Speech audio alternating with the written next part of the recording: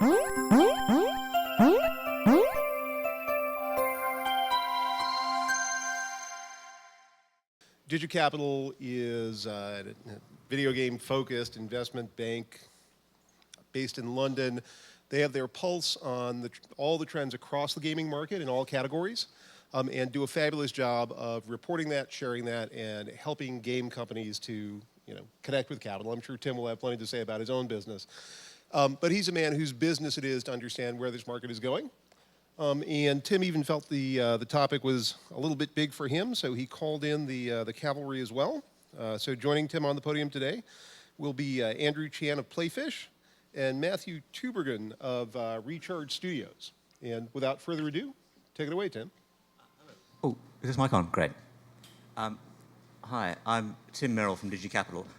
We're a games investment bank focused across America, Europe, and Asia, particularly China, Japan, and South Korea. I'm going to start with an overview on the market itself, and in particular, I was speaking with Tim Chang and Sully Ali, who works with Jen down at GamesBeat last week, and trying to put some more numbers around the side of things, because we quite like numbers, and so do the guys on my right. Then we'll have Andrew talking about it from the point of view of a really big player going from social into mobile. And then Matt has probably as good a handle as anybody I've met on the numbers. So if you're building a business and you want to understand how to make money in the market, he's the guy to talk to. So let's start with the investment side. Now, we do forecasts, and broadly speaking, we think that within the next 3 years, online and mobile games will be about half of the market globally by revenue, so about 44 billion. Now, of that, we expect half of it to come from China, about 17% from Europe, 14% from from Japan, 11% from South Korea. The States is still an extremely important market, but it isn't on the same scale in terms of players as some of the other markets, and we'll come back to that. Oh, and for some reason we've lost the bottom of the slide. Oh well, we'll press on. The interesting thing about the market is social mobile is extremely warm at the moment from everybody's perspective, whether it be from the point of view of the very large players in the console space who want to move into this area, and the recent acquisitions are a part of that, whether it be independents like TinyCo, Pocket Gems, and so on, whether it be existing mobile players. And I think those of you who saw Torsten's keynote will see that actually the direction for social mobile is going to go a step up again. If you look at the quality of what he was doing with Stable Friends, where it's pretty much console quality, but it's basically a social mobile game from day one and a freemium game from day one, you can see the power of the market, and you can see how everybody's converging on this. And broadly speaking, our view is that actually in 2 or 3 years' time, there may not be a standalone social market at all, and everything may end up being social mobile.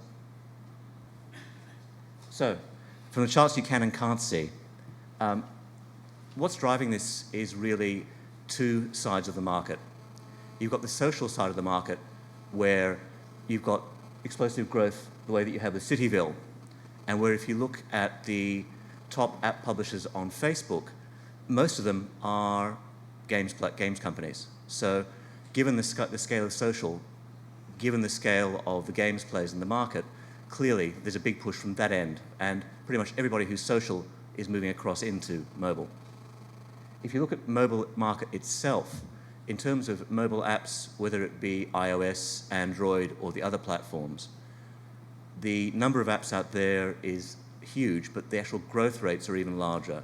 So whether it be Apple that's growing extremely quickly, or Android that's in some cases been growing even faster, the actual number of people developing apps, but particularly developing games, is accelerating. And the last thing, which you unfortunately can't see down there, is the share of games within the platforms.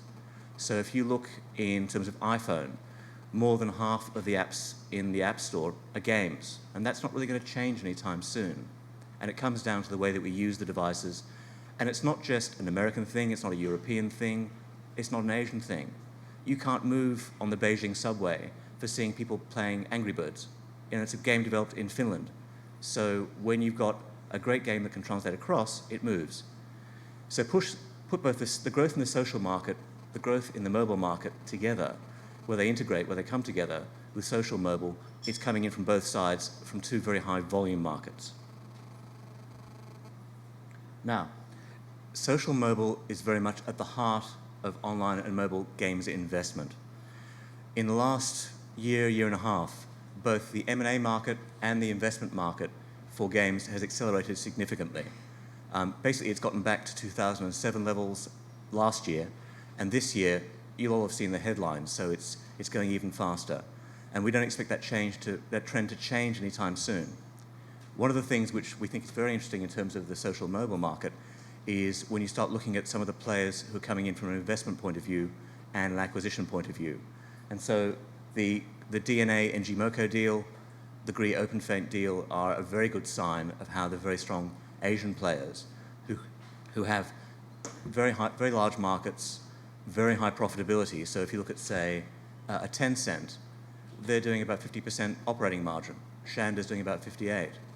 So when you have that sort of profitability and the scale of markets they have, you've got a lot of money you can invest. And more importantly, you've got valuations that you can invest. Now, Jen's got her tiny fund, which is 5 million. Tencent has a 760 million fund. There are huge amounts of, there are very large amounts of capital that are pent up that want to invest into this market. So if you look at, say, the Papaya Mobile investment, where it was also about 18 million, so similar to the Tiny co-investment, again, from very good investors, it's very easy to see how, as an investment market, it's a fantastic one to be in. And the last thing is really the chart down the bottom right. The valuations of companies in this space are very high.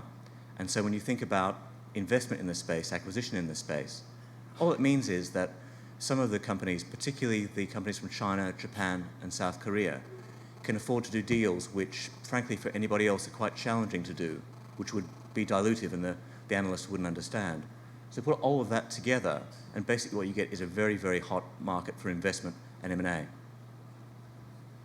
Now, the way that we think the market's going globally and why we think social mobile is so interesting is we think the market is splitting fundamentally into value and volume markets. What I mean by that, the value markets are ones where you have high ARPU, in the dollars to, in some cases, tens or hundreds of dollars, where you've got players in the hundreds of thousands to millions, and where your cost base is relatively high, and your business models are unit sales, subscriptions, and virtual items. But the volume markets are ones where you have player numbers in millions to hundreds of millions, but where the ARPUs are average revenue per user, the ARPUs are much lower, so cents to tens of dollars. But because of the scale of the markets, the profitability is much higher. So in the value markets, you might have up to 20%. In the volume markets, it can be up to 60%. Because if you can generate very high numbers with low ARPUs, you can actually make a very good business out of doing it. And again, to give you a flavor for large numbers, Tencent's peak concurrent users, so not per month, not per day, but right now, is 20 million. So now, the population of Australia is playing a Tencent game. So if you can get to those sorts of high numbers, even with low revenues per user, actually you can make an extremely profitable business. So where does social mobile fit into all of this? Well, it's clearly not a value market, it's not console, it's not retail MMO. But it's in the same space as social, mobile, casual online, browser-based MMO. And because it brings together the two parts of the market which are highest growth and which are likely to stay highest growth in the volume markets, we believe it's one of the most important markets coming down the pipe. And there was some talk this morning by Torsten about Pixar. And our broad view is, if you're thinking about where the next Pixar is going to come from, we think it's going to come from this market. With that, I'll throw it across to Andrew.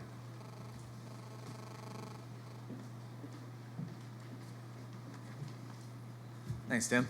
So we're all here because mobile social is exciting. It's growing. You look at the App Store, 7 of the top 10, maybe today 9 of the top 10 games are free.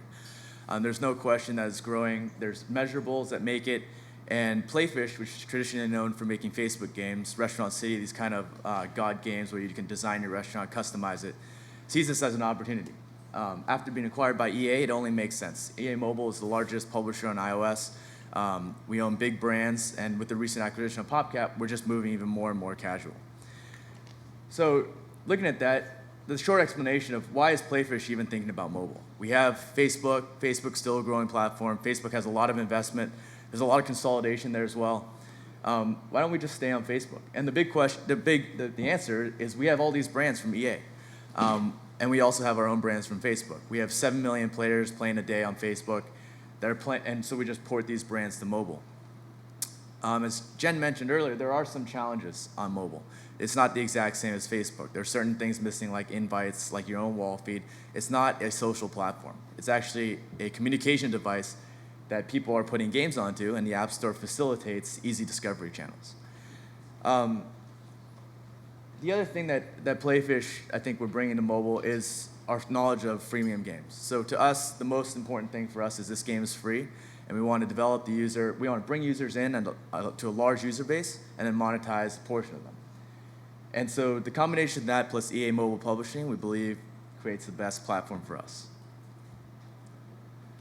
The next slide is really how are we going to do this?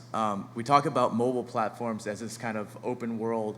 There's really Android, there's iOS, and there's also the browser. So everyone wants ubiquity, but we have to recognize that today the money is going to be spent on the iPhone. There is money on Android, but the obvious choice right now is iOS.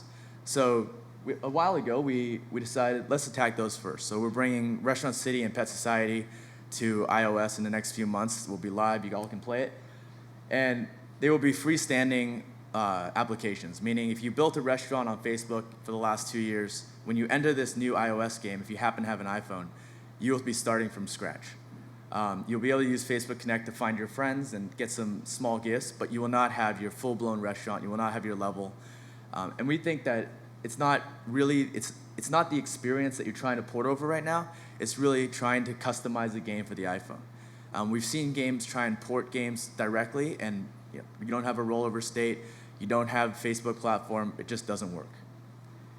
The second one is trying to create companion apps, and this is what everyone gets excited about, meaning I can play with my friends on a BlackBerry browser, a iPhone Safari browser, or anything with a browser. And a year ago, we launched My Empire, which is kind of a hazy picture here. But you could collect your revenue every day. So you could collect your revenue from your city. You could go in and do basically a very menial task, clean your city. But what you couldn't do is buy a new building and expand your empire. So this is purely an engagement app. So for all our Facebook games going forward, you'll start to see these games kind of be paired with an HTML5 app that people can keep engaged with our Facebook game when they're not at their PC. But it won't be all the features won't cross over because the browser can't support it.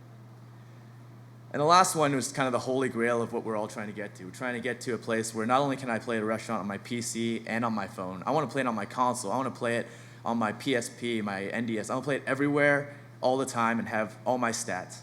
And I think EA Sports is probably pioneering this and taking the first step by the EA Sports Football Club, which is basically saying if I bought, for example, Madden 10, and Madden 08 and Madden 06, all those stats will contribute to my progress in Madden 12.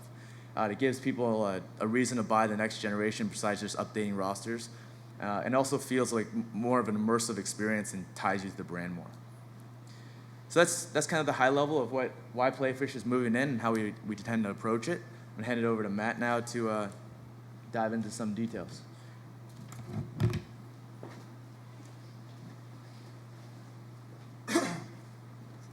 So I'm going to talk about a relatively sterile aspect of the industry, which is the economics behind a lot of the drivers for the social mobile business.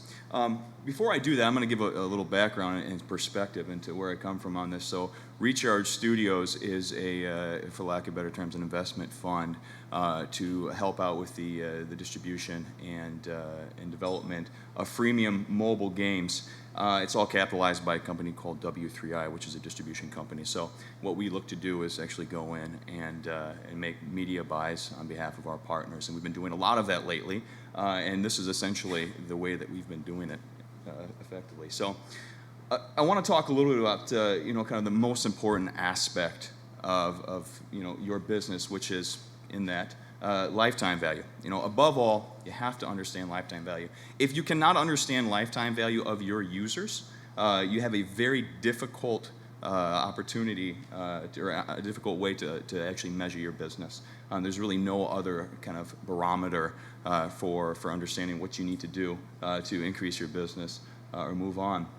So, tracking lifetime value provides, like I say, a basis for every decision in your game. Lifetime value is effectively a representation of how much your users are willing to spend inside of your game. Major factors and contributors to defining lifetime value essentially are really two things. One is retention, and one is monetization. So how long are people playing your game?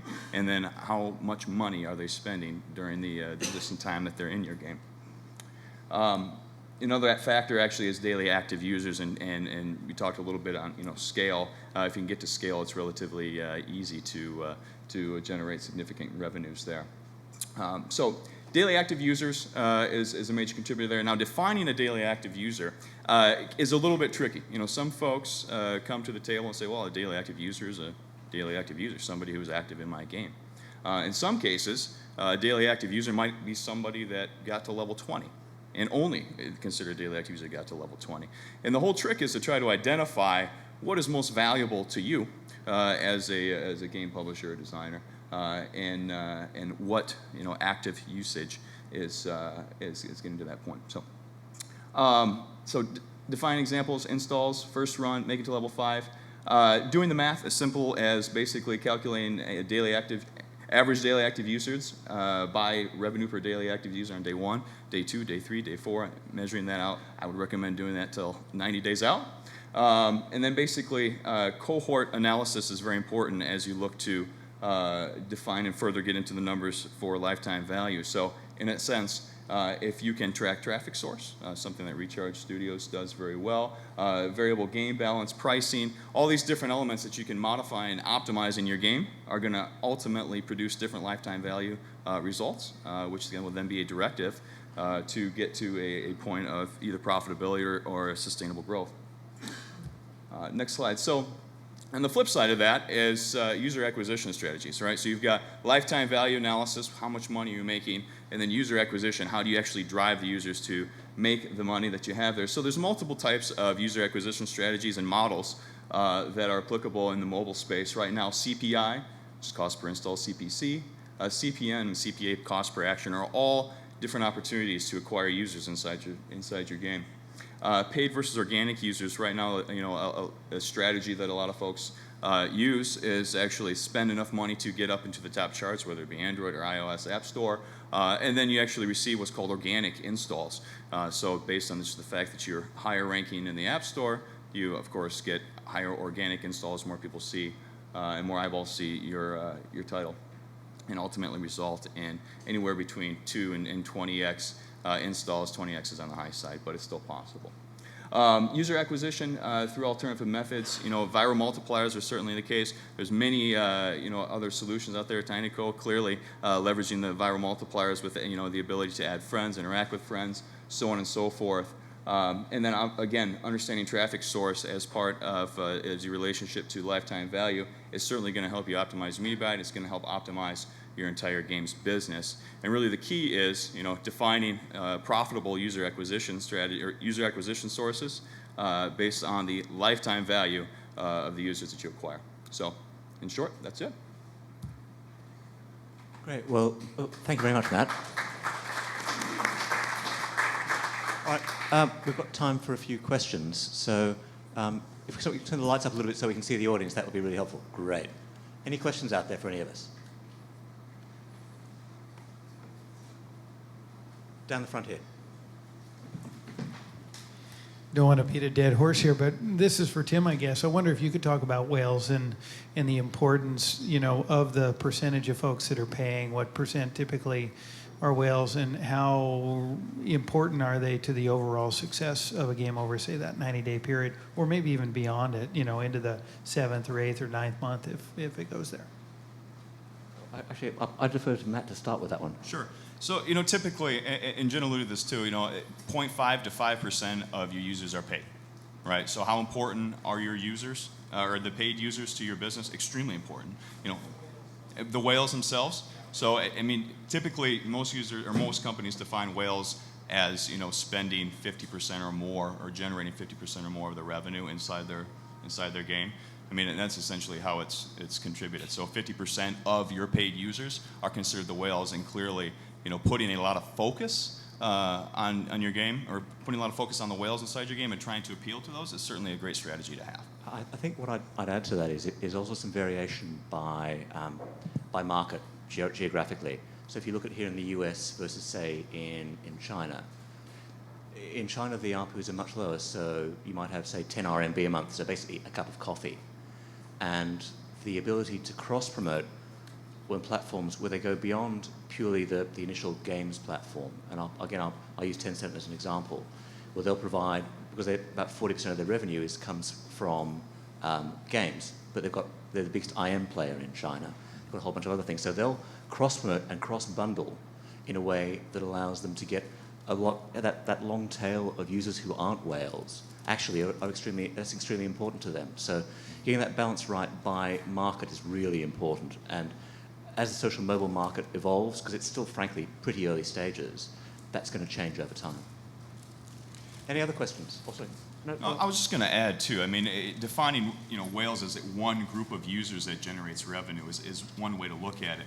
You know, in some games there's 4 or 5 or 6 different groups that are even acquired through different traffic sources that respond differently in the game, and trying to appeal and optimize the game for those specific, you know, segments of users is something that can be extremely valuable in growing your business. any other questions? The current discussions are about app-based titles back here.